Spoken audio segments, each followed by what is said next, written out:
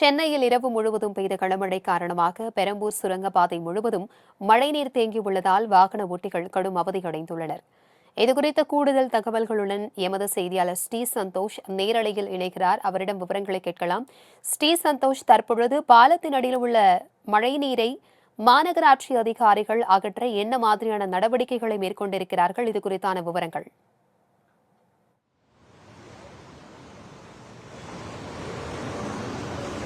வணக்கம் பிரபாவதி. சென்னையில் நேற்றிரவு முதல் கனமழையின் காரணமாக தொடர்ச்சியாக பல்வேறு சாலைகளில் இந்த மழைநீர் என்பது தேங்கி இருந்தது. குறிப்பாக நேற்றைய தினத்திலிருந்தே அதை அகற்றக்கூடிய பணியில் மாநகராட்சி அதிகாரிகள் தொடர்ச்சியாக ஈடுபட்டு வருகின்றனர். அந்த வகையில் தற்போது நாம் பார்த்து கொண்டிருக்கக்கூடிய காட்சி என்பது பெரம்பூரில் இருக்கக்கூடிய சுரங்கப்பாதை முழுவதும் மழைநீர் தேங்கியுள்ளதால் வாகன ஓட்டிகள் பெரும் சிரமத்திற்கு உள்ளாகக்கூடிய காட்சி என்பதுதான் பார்க்க முடிகிறது. குறிப்பாக இதற்கு முன்பாகவே மாநகராட்சி அதிகாரிகள் மழைநீர் வடிகால் மூலம் இந்த பணிகளை மேற்கொண்டு மழைநீரை வடிக்கக்கூடிய பணியில் தொடர்ச்சியாக காலை முதலில் இருந்தே ஈடுபட்டு வருகின்றனர்.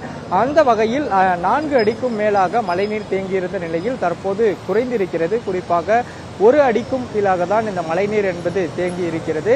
தொடர்ச்சியாக காலை முதலில் இருந்தே மழைநீரை வடிக்கக்கூடிய பணியில் மாநகராட்சி அதிகாரிகள் நேரடியாக களத்திற்கு வந்து ஆய்வினை மேற்கொண்டு அதனை வடிக்கக்கூடிய பணியில் ஈடுபட்டு வருகின்றனர். குறிப்பாக இந்த பகுதியை பார்த்தோம் என்றால் பெரம்பூரில் இருக்கக்கூடிய ஒரு தாழ்வான பகுதியாக தான் இருக்க வரக்கூடியது. குறிப்பாக இந்த பகுதியில் இந்த சுரங்கப்பாதை என்பது பல்வேறு வழித்தடங்களுக்கு செல்லக்கூடிய முக்கியமான ஒரு சுரங்கப்பாதையாகவும் பார்க்கப்பட்டு வருவதால் வாகன ஓட்டிகள் இந்த மழைநீர் தேங்கி இருப்பதை அடுத்து இந்த சுரங்கப்பாதையை கடப்பதற்கு சற்று சிரமப்பட்டு கடக்கக்கூடிய சூழல் என்பதை தான் நிலவி வருகிறது.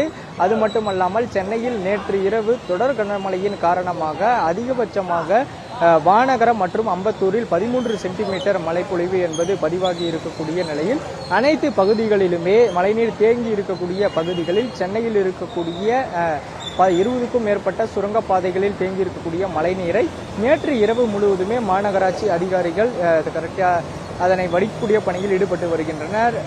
ஒளிப்பதிவாளர் ராகுல் நேரலையில் காட்டி வருவதைப் போலவே துப்புரவு பணியாளர்களும் தங்களுடைய கடமைகளை செய்வதற்காக காலை முதலில் இருந்தே தேங்கியிருக்கக்கூடிய அந்த குப்பைகளை அகற்றக்கூடிய பணியிலும் தொடர்ச்சியாக ஈடுபட்டு வருகின்றனர். பெரம்பூர் சாலையை பொறுத்தவரையிலுமே இந்த பகுதியில் முழுவதுமாக தண்ணீர் தேங்கவில்லை என்றாலும் ஓரளவு தேங்கி இருக்கக்கூடிய மழைநீரையும் அகற்றக்கூடிய பணியில் மாநகராட்சி அதிகாரிகள் ஈடுபட்டு வருவதை நேரலையில் நம்மால் பார்க்க முடிகிறது. குறிப்பாக காலை முதலில் இருந்தே இந்த மழைநீர் வடிகால் அமைக்கக்கூடிய பணி என்பது இந்த பகுதியை பொறுத்தவரையில் பார்த்தோம் என்றால் ரயில் கோட்டத்திற்கு உட்பட்டு வரக்கூடிய சுரங்கப்பாதை என்பதாலும் இதனை வடிக்கக்கூடிய பணியில் ரயில்வே துறையினரும் அதே போல மாநகராட்சியும் தான் பொறுப்பேற்கக்கூடிய வகையில் வரும். அந்த வகையில் தான் தொடர்ச்சியாக இன்று காலையில் இருந்தே மாநகராட்சி அதிகாரிகள் ஈடுபட்டு வருகின்றனர்.